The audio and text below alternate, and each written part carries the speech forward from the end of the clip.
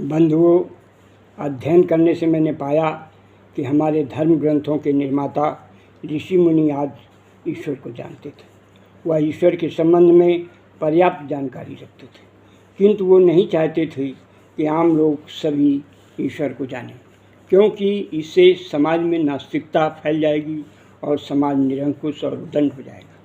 उनका मुख्य उद्देश्य एक व्यवस्थित तथा नैतिक रूप से संपन्न और कल्याणकारी समाज की स्थापना करना था, जिसके लिए ही उन्होंने धर्म की रचना की। धर्म का शाब्दिक अर्थ होता है पालन करना, अर्थात हमें क्या करना चाहिए वो धर्म है, जो हमें नहीं करना चाहिए वो अधर्म कहलाता है। धर्म हमारे आचरण की मर्यादा रेखा निर्धारित करते हैं, जिसको लांघने पर व्यक्ति राम से रावण बन जाता है। हिंदू धर्म में धर्म को ईश्वर से भी ज़्यादा श्रेष्ठ माना गया है। यहाँ तक कि धर्म की रक्षा करने हेतु ईश्वर मनुष्य रूप धारण करके जन्म लेता है और अधर्म के विनाश हेतु युद्ध करता है। समाज में नैतिकता, सत्य, त्याग व दान की भावना जागृत करने के लिए ही धर्म को ईश्वर की आस्था से जोड़कर स्वर्ग, नर्क, पाप, पुण्य जैसे काल्पनिक लोकों की कल्पना कर कथा प्रसंगों की रचना की गई है। जबकि ईश्वर न पैदा होता है न मरता है, उसमें बचपन, जवानी और बुढ़ापा आदि कुछ भी नहीं होता। वो करोड़ों वर्षों पहले जैसा था आज भी वैसा ही है और करोड़ों वर्ष बाद भी वैसा ही रहेगा।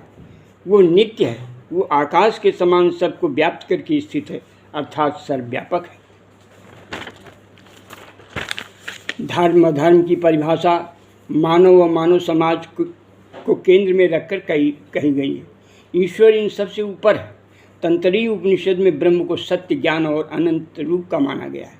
अन्यत्र इसे विज्ञान व आनंद रूप भी कहा गया है। ब्रह्म को सृष्टि का उत्पादन एवं निर्मित कारण माना गया है, जिससे समस्त विश्व का आविर्भाव हुआ है और फिर उसी में समाहित हो जाता है। ऐसा जो ब्रह्म है उसी की मैंने खोज की है और छठे तत्व की खोज शीर्षक से पुस्तक लिखी है। लाखों करोड़ों वर्ष से हमारे विद्वान पूर्वज मानते आ रहे हैं कि प्रकृति को कोई शक्ति संचालित करती है, क्योंकि प्रकृति के पांचों तत्व पृथ्वी, जल, अग्नि, वायु तथा आकाश स्वभाव से जड़ है, अर्थात ये अपना संचालन स्वयं नहीं कर सकती। इसके अनेक उदाहरण बताए गए हैं। रामायण के सुंदरकांड के अंतिम भाग में जब भगवान श्री राम समुद्र से लंका जाने का मार्ग मांगते हैं और इसमें उन्हें प्रार्थना करते 3 दिन बीत गए, फिर भी समुद्र ने उन्हें मार्ग नहीं दिया। तब वो क्रोधित होकर अग्निबाण चढ़ाते हैं। इस पर गोस्वामी तुलसीदास जी प्रकट होकर के, समुद्र के रूप में प्रकट होकर के श्री राम जी को समझाते हैं। गगन समीर अनल जल धरनी, इनके नाथ सहज जड़ करनी, तो प्रेरित माया उपजाई, सृष्टि हेतु सदग्रंथन गाय। उपरोक्त चौपाई में दोनों बातें कही गई हैं। ये कि प्रकृति के पांचों तत्व आकाश, वायु, अग्नि, जल तथा पृथ्वी स्वभाव से जड़ है, अर्थात वो स्वयं कुछ नहीं कर सकते। दूसरी बात ये कही गई है कि तो प्रेरित माया उपजाए, अर्थात ये पांचों तत्व आपकी प्रेरणा से प्रकृति ने सृष्टि के साधन रूप से उत्पन्न किए हैं। रामायण में श्री राम को ब्रह्म पुरुष तत्व माना गया है, इसलिए तो शब्द जो है श्री रामचंद्र जी के लिए आया है। इस प्रकार से हमारे वेदों तथा पुराणों ने प्रकृति को संचालित करने वाले तत्व को ब्रह्म पुरुष तत्व के रूप में वर्णन किया है तथा प्रकृति को ब्रह्म स्त्री तत्व के रूप में वर्णन किया है। अतः हमारा ब्रह्म भी मिथुन रूप है। मिथुनात्मक सृष्टि का विकास जीवों में भी इसी परंपरा के फलस्वरूप प्राप्त हुआ है।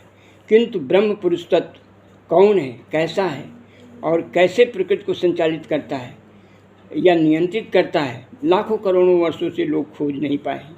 इस प्रश्न का उत्तर पाने के लिए आज भी लोग उत्सुक हैं। मैंने इन प्रश्नों के उत्तर खोजे हैं। इन्हें मैं आप सबको अगले अंक में बताऊंगा। धन्यवाद।